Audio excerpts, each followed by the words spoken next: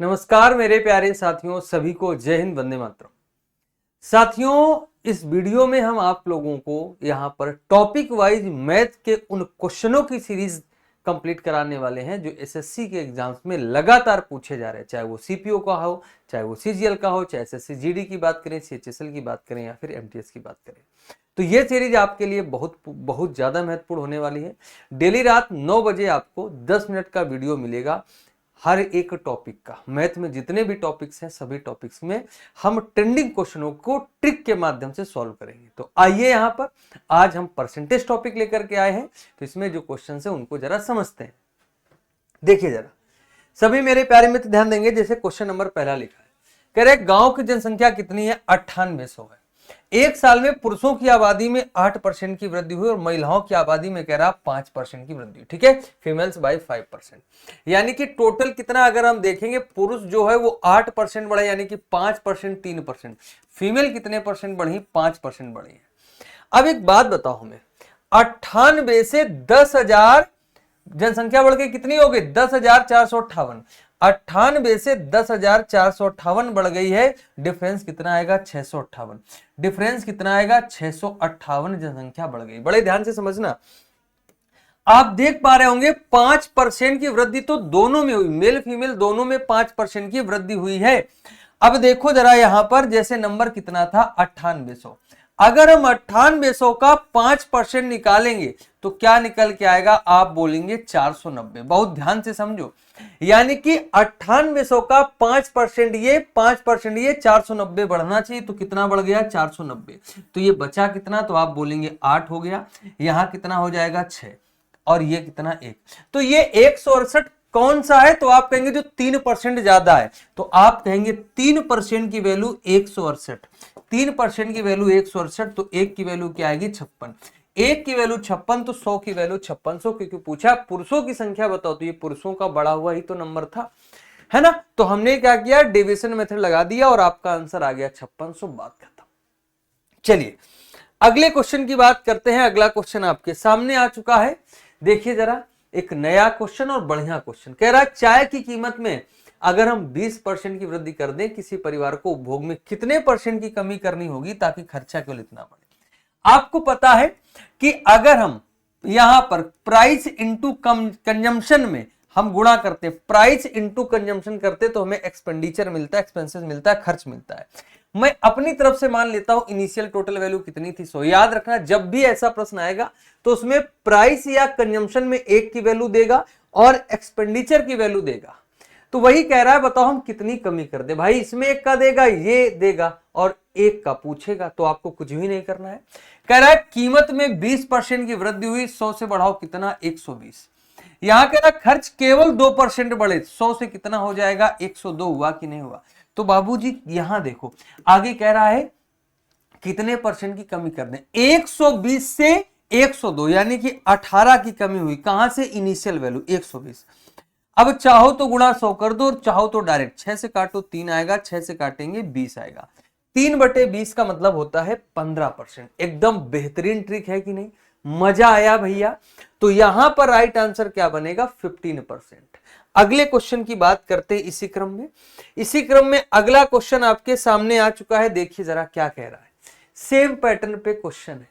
कह रहा है कि डीजल के दाम में 26% की बढ़ोतरी की गई है एक व्यक्ति अपने व्यय में।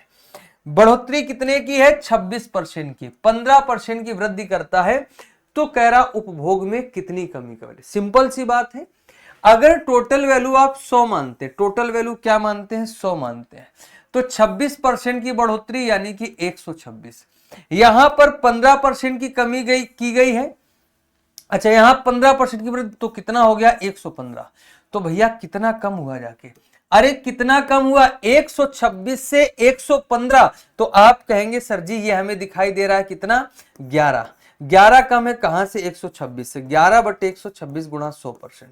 अगर आप डिवाइड करेंगे तो 11 गुणा 11 121, यानी कि आप कहेंगे यहां पर 11 100/11 9% से थोड़ा सा कम, 9% से थोड़ा सा कम। इसको सॉल्व करने पर यही बनेगा 11 गुणा 11 121, 100/11 का मतलब होता है आप कहेंगे 9 पॉइंट, लेकिन ये कम आएगा ना क्योंकि 121 से वैल्यू ज्यादा है। तो अप्रोक्सीमेशन हमने मेथड लगाया, करेक्ट आंसर हमारा 8.7%।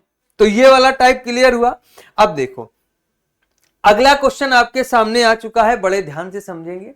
इस पैटर्न पे भी खूब क्वेश्चन पूछे जाते हैं, कभी नया मूल्य पूछेगा, कभी पुराना मूल्य। चीनी का मूल्य, the price of rice is decreased bye 25%, चीनी का मूल्य 25% कम हो जाता है, इसलिए एक व्यक्ति उतने ही खर्च में 330 किलोग्राम चावल अधिक खरीद पाता है। खर्च कितना है? 5400। आप पहले 5400 रुपए लेकर के दुकान जाते थे, उतने ही रुपए में जितने पहले चावल मिलते थे उससे 30 किलोग्राम ज्यादा मिल रहे हैं। ज्यादा क्यों मिल रहे हैं? क्योंकि रेट कम हो गया है। तो भैया 5400 का क्या करना है आपको? 5400 का 25% कम हुआ ना, तो 25% की वैल्यू 1/4, 5400 का 1/4 है ना, ये कितना निकल के आएगा? तो आप कहेंगे सर जी यहां जो वैल्यू आएगी वो किसके बराबर होगी? 30 किलोग्राम की। क्यों? जरा समझो भैया, 5400 का 1/4 1/4, इसका मतलब ये हुआ जाके कि 5400 में जो भी कमी होगी उसका ही तो यहां पर जितने रुपए मिलेंगे उसी से तो 30 किलोग्राम हमें ज्यादा अब चावल मिलेंगे। तो देखो अगर हम काटेंगे तो कितना आएगा? आप बोलेंगे 180 आएगा। अगर हम 180 को 4 से काटेंगे कितना आएगा? 45, यानी कि 1 किलोग्राम की कीमत कितनी निकल के आई? 45 रुपए। लेकिन याद रखना उसने आपसे पूछा है कि वास्तविक मूल्य बताओ, यानी कि इनिशियल वैल्यू की बात की जा रही पहले वाले की, ठीक है। यहां पर दो चीजें पूछेगा, एक पूछेगा इनिशियल, एक पूछेगा फाइनल। तो अब यहां देखो 25% की कमी, 25% की वैल्यू 1/4, यानी कि अगर पहले 4 तो अब 3। हमें तो ये नया वाला मूल्य पता है ना, नया वाला। तो 3 की वैल्यू 45, अगर 3 की 45 तो 1 की 15, तो 4 की कितनी हो जाएगी? 15 गुणा 4 60। करेक्ट आंसर कितना आएगा? Option number C. ठीक है, यहां तक क्लियर है? आगे बढ़ चलें। चलिए भाई अगला क्वेश्चन आपके सामने आने वाला है और देखिएगा यहां पर सक्सेसिव पे आधारित है। क्या है ये? सक्सेसिव पे आधारित क्वेश्चन है। कह रहा है एक आयत की लंबाई और चौड़ाई, जब किसी वस्तु की कीमत में लगातार परिवर्तन किया जाए तो आप हमेशा याद रखिए हम सक्सेसिव लगा देते हैं वहां पर। आयत की लंबाई और चौड़ाई में क्रमशः 8% और 5% की वृद्धि होती है, तो क्या करना? सक्सेसिव लगाओ। 8 + 5 x + y plus x into y बटे 100 ब्रैकेट के बाहर परसेंट। कुछ करना ही नहीं भैया, डायरेक्ट 8 × 5 = 13 और 8 × 5 होता है 40, 13.40%। करेक्ट आंसर ए, बात खत्म। 13.40% करेक्ट आंसर ए, बात खत्म। ठीक है ना?